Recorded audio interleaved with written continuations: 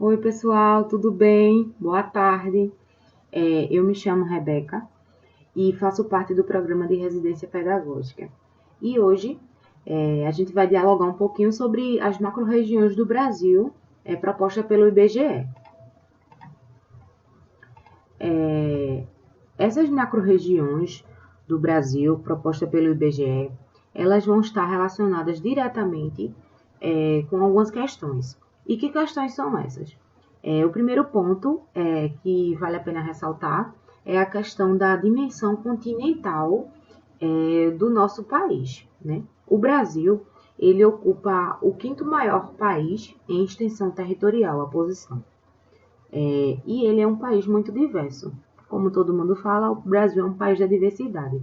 E essa diversidade está relacionada com o quê? Com os aspectos naturais, como o tipo de solo, vegetação, clima, aspectos culturais, né, e socioeconômicos e entre outros. Atualmente, temos 26 estados e um Distrito Federal, certo?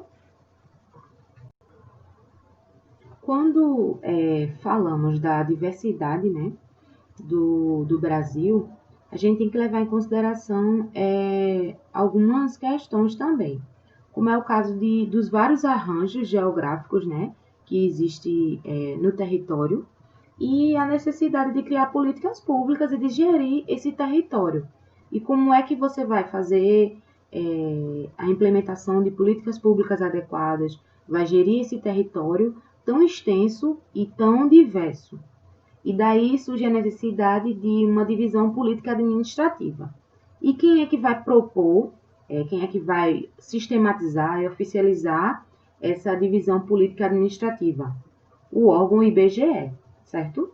E o IBGE vai fazer essa divisão política administrativa levando em consideração que aspectos? Aspectos como população, aspectos naturais, características culturais e muitos outros.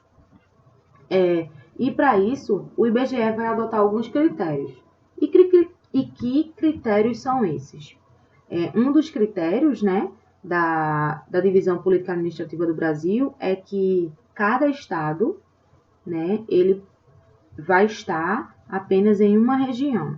Ah, como assim, Rebeca? Vou citar o exemplo do estado da Bahia, certo? A Bahia, ela faz parte da região Nordeste, certo assim? Isso quer dizer que a Bahia está apenas na região Nordeste. Então, se caso aparecer alguma questão do Enem, alguma coisa dizendo assim que, de acordo com a divisão política administrativa do IBGE, um estado pode ocupar mais de uma região. Isso aí vai estar o quê? Consequentemente falso. Porque um dos critérios que o IBGE adotou foi isso. Cada estado ele tem que estar em apenas uma região. Um estado ele não pode ficar ou ele não pode estar em duas regiões. Então, de modo geral, essa divisão política administrativa, né, que o IBGE oficializou, ela visa contribuir com uma perspectiva para a compreensão da organização do território nacional e assistir o governo federal, bem como os estados e municípios, na implantação e gestão de políticas públicas e investimentos. E é como eu disse anteriormente, né? Essa divisão, né, do território, ela vai ser necessária porque existe a necessidade da criação das políticas públicas e de fazer de gerir esse território, né, de modo geral. Entendido tudo isso, tudo certinho, vamos para o nosso próximo ponto, que é conhecer de fato, né, essas macro-regiões, entender um pouco da sua abrangência e entender um pouquinho melhor suas características, certo? Vamos lá. Esse mapa, ele mostra o país, né, o nosso país, que é o Brasil, e de acordo com a legenda aqui, temos 5 regiões, né? A primeira seria a região norte, a segunda a região centro-oeste, depois vem o nordeste, o sudeste e, por fim, o sul. Sendo assim, temos 5 macro-regiões estabelecidas pelo IBGE. Em verde, né, no mapa, temos norte, em roxinho temos centro-oeste, em azul, nordeste, e nesse rosa temos o sudeste e lá no final temos a região sul em laranja. Mas deixa eu fazer um questionamento para vocês. Será que essas regiões e essa configuração, né, essa divisão dessas regiões, elas sempre foram assim ou ocorreu algum tipo de mudança? Essa configuração, ela sempre foi desta forma ou ocorreu algum tipo de mudança? E aí, o que é que vocês acham? Vamos entender melhor? Então, vamos fazer um resgate histórico, né, para entender essas alterações, essas modificações que essas regiões sofreram ao longo do tempo, né? Desde as capitanias hereditárias, né, mais ou menos em 1553, até a criação do estado mais recente, né, que a gente tem, que é o estado de Tocantins, né, que é em 1990, várias mudanças foram feitas, né, no desenho, no arranjo dessas regiões, né? E quais foram os fatores que levaram a isso? Como eu tinha falado anteriormente, a diversidade do Brasil, aspectos populacionais, culturais, econômicos e entre outros, certo assim? Eu trouxe aqui para vocês 4 recortes, né? Os 4 principais recortes dessas modificações que essas regiões sofreram ao longo do tempo. Vamos entender um pouquinho de cada uma delas, né?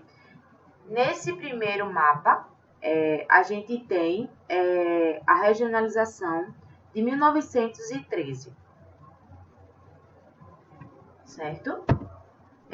Essa regionalização de 1913, percebam as diferenças e fazendo um paralelo, né, com a nossa divisão regional atual que nós temos, muita coisa está diferente, principalmente o nome das regiões. Vejam que a região norte, né, aqui é chamada de setentrional, né, uma parte da região nordeste, né, que vocês estão vendo em azul, ela está chamando de norte oriental.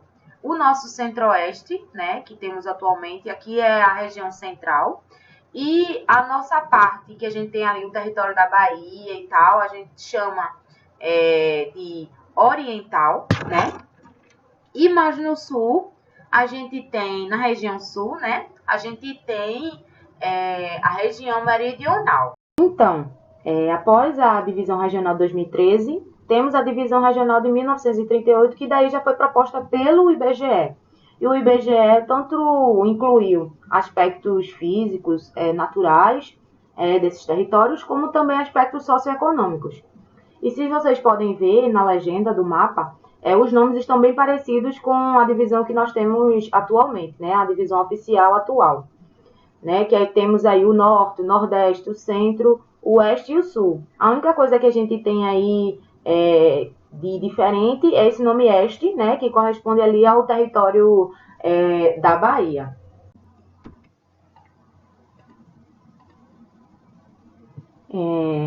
Logo em seguida, o IBGE também adotou novos critérios, né, novos elementos e alterou, né, a configuração da divisão regional que tínhamos em 1938, né, e fez uma nova divisão política. Essa foi em 1942 e foi aplicada em 1945. E daí, vocês percebem no mapa que já temos outra divisão, né, e com muito mais regiões, como é o caso do Nordeste, que foi dividido em Nordeste Ocidental, Nordeste Oriental, ainda tinha o Leste, que teve a divisão do Leste Setentrional, do Leste Meridional, do Oeste e do Sul, né? Então, foi mais uma divisão regional que o IBGE propôs. Para finalizar, né, essa discussão de regionalização e conhecer de fato as regiões, cabe destacar, né, a divisão regional atual, né, que é o quarto mapa aqui, que é 1969, né, que foi aplicada à realidade vigente, e tá desde a Constituição de 1988, que é a divisão regional atual. Então, pessoal, após a gente ter entendido um pouco melhor, né, de como foi feita essa divisão, quais foram os critérios, né, vamos agora discutir um pouquinho, vamos agora conhecer melhor cada região, né, do nosso país. A primeira região que a gente vai analisar um pouquinho é a região norte, né? E a região norte, como vocês estão vendo aí do lado, né? Ela possui a maior ela é a maior região, né? Ela possui a maior extensão territorial, né? E é composta por 18,4 milhões de habitantes. Então, ela ocupa 8% de todo o território do Brasil. O clima, como vocês sabem, da região norte, é o clima equatorial, né, que tem elevadas temperaturas e alta pluviosidade, ou seja, é uma área de grande umidade, né? Um dos pontos que é de grande importância para a gente entender essa configuração da região norte foi os ciclos, né, que a região norte passou, né, com o início do seu povoamento, que se deu lá atrás, com o ciclo da borracha, que todo mundo lembra, né, que a gente estuda bastante na história, né, que foi como se deu os primeiros povoamentos dessa região. Essa região começou a ser povoada com o grande ciclo da borracha, né? Depois houve o declínio, né? E mais para frente também teve a criação da Zona Franca de Manaus, e que atraiu novamente um grande quantitativo de pessoas para essa região. Os maiores centros, né? As maiores capitais que temos é Manaus, Belém e Porto Velho. Ainda, se tratando da região norte, né, vale a pena destacar as maiores concentrações populacionais estão em cidades, né? As maiores concentrações populacionais que estão em cidades, elas estão nas margens dos rios, né? A hidrografia de lá tem grande representatividade. Por quê? Porque elas integram as regiões, né? Elas são as vias de integração das regiões. Lá é muito importante o extrativismo vegetal, é bastante marcante. O extrativismo mineral, né, com a extração do minério de ferro e manganês. E também tem o setor industrial, que está relacionado com a Zona Franca de Manaus. Na região centro-oeste, né, que vamos falar agora, a região centro-oeste, como vocês podem ver no mapa, ela ocupa 19% de todo o território brasileiro. Ela é a segunda maior região do Brasil. Abrange o estado de Mato Grosso, Goiás e Mato Grosso do Sul. E aqui é onde temos também o nosso Distrito Federal, mais um Distrito Federal. É a região menos populosa e possui a segunda menor densidade populacional. E qual é o clima dessa região? Como vocês sabem, é o clima tropical, que é a vegetação de cerrado. A região centro-oeste, ela apresenta em algumas áreas, ela apresenta grandes concentrações urbanas, e outras áreas são os grandes vazios demográficos. Essa é a única região que faz limite com todas as regiões ao mesmo tempo, né? A única que não possui um litoral. A economia, principalmente, é voltada para o setor primário, que é o agronegócio, né?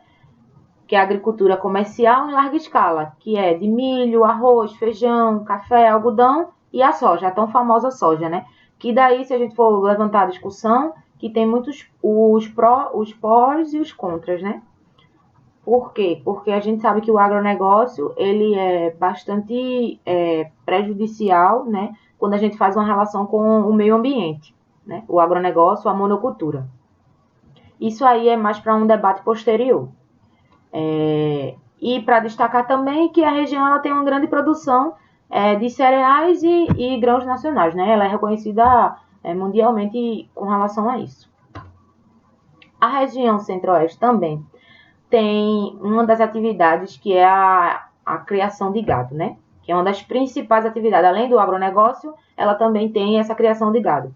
E se a gente for fazer uma comparaçãozinha, existem mais de 4 cabeças de gado para cada habitante. Então, é uma região que tem bastantes atividades voltadas tanto para o agronegócio como a criação de gado.